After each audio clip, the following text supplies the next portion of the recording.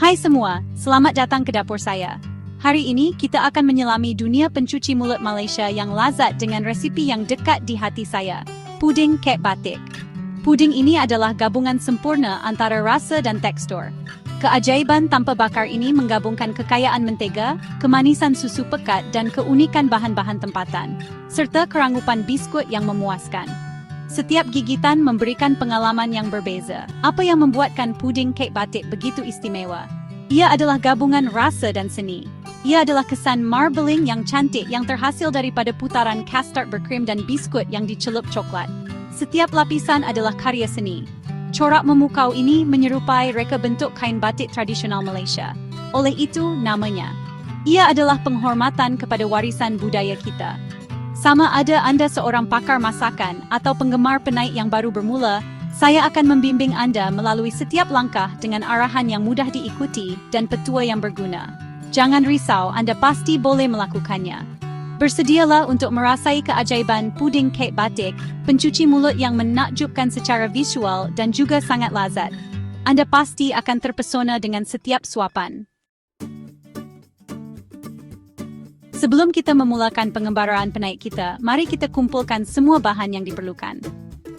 Untuk asas custard berkrim kita akan menggunakan 1 tin susu pekat manis, 4 biji telur besar, 500 ml susu penuh krim, dan 1 sudu teh ekstrak vanila.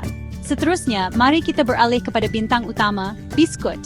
Anda boleh menggunakan mana-mana biskut biasa, biskut manis seperti biskut Marie, atau biskut digestif. Saya cadangkan menggunakan 200 gram biskut Marie. Dan akhirnya, untuk keenakan coklat yang tidak dapat ditolak, 100 gram coklat gelap dicairkan. Dengan semua bahan kita disediakan dan sedia untuk digunakan, mari kita beralih ke langkah seterusnya, mencipta asas biskut yang sempurna untuk puding kita.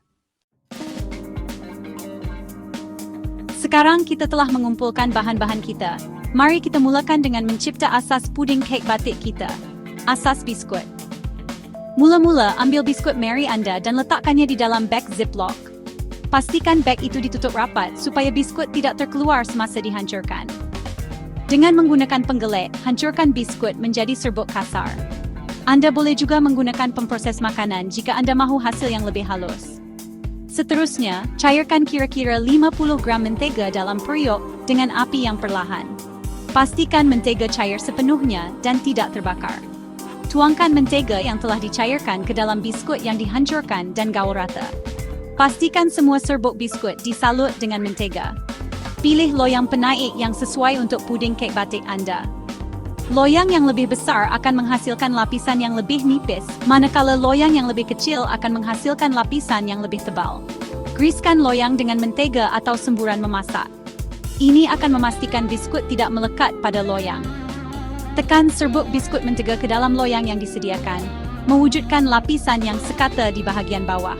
Pastikan lapisan ini padat dan rata. Dengan asas biskut kita kukuh di tempatnya, kita bersedia untuk beralih ke langkah seterusnya.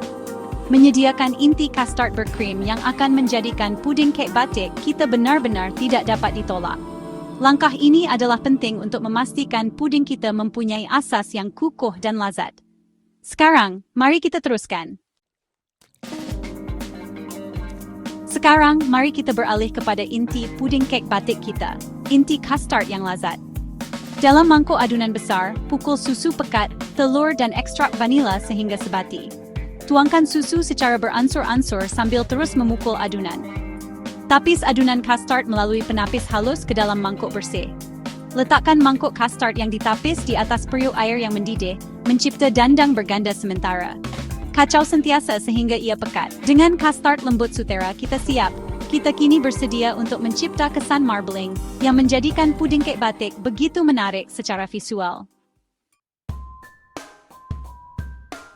Sekarang tiba bahagian yang menyeronokkan, memasang puding kek batik kita dan mencipta kesan marbling yang cantik yang memberikan pencuci mulut ini namanya. Mulakan dengan mencelupkan kira-kira separuh daripada baki biskut ke dalam coklat gelap yang dicairkan. Susun biskut yang dicelup coklat ini di atas asas biskut yang disediakan. Tuangkan separuh daripada custard yang disediakan ke atas lapisan biskut. Pastikan ia meresap ke semua celah dan sudut. Ulangi proses melapis dengan baki biskut dan custard. Dengan menggunakan lidi atau pencungkil gigi, putar lapisan atas kastar dengan lembut, mencipta kesan marbling yang cantik. Dengan lapisan dan marbling selesai, puding kek batik kita hampir siap. Langkah terakhir, melibatkan sedikit kesabaran kerana kita memerlukan rasa sebati dan puding mengeras. Puding kek batik kita hampir siap untuk dinikmati. Walau bagaimanapun, sedikit kesabaran diperlukan sebelum kita boleh menikmati hidangan lazat ini.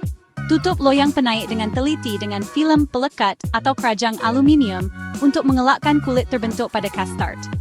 Letakkan hidangan yang ditutup di dalam peti sejuk dan biarkan ia sejuk selama sekurang-kurangnya 4 jam, atau lebih baik semalaman.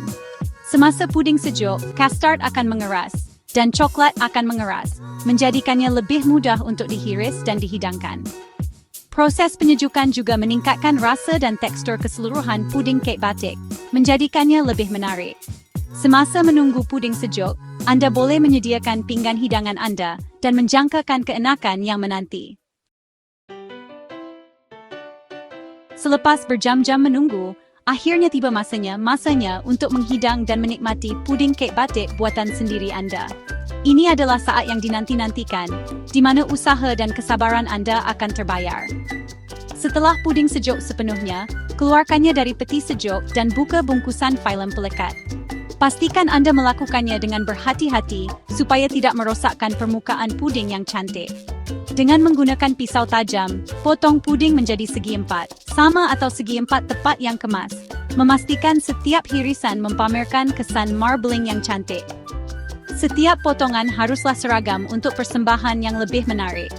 Angkat setiap hirisan dengan berhati-hati dari loyang penaik dan letakkannya di atas pinggan hidangan individu atau pinggan. Susun dengan kemas untuk menambah daya tarikan visual. Anda boleh meningkatkan lagi persembahan dengan menambah sedikit krim putar pa, taburan serbuk koko, atau beberapa buah beri segar di atas setiap hidangan. Hiasan ini bukan sahaja menambah rasa, tetapi juga memperindah penampilan pencuci mulut Anda. Tahniah kerana mencipta pencuci mulut klasik Malaysia ini. Anda telah menunjukkan kemahiran dan kreativiti Anda dalam setiap langkah. Setiap gigitan puding kek batik buatan sendiri, Anda akan menjadi bukti kemahiran kulinari Anda dan simfoni tekstur dan rasa yang lazat yang akan membuatkan semua orang mengidam lagi. Nikmati setiap detik bersama keluarga dan rakan-rakan Anda.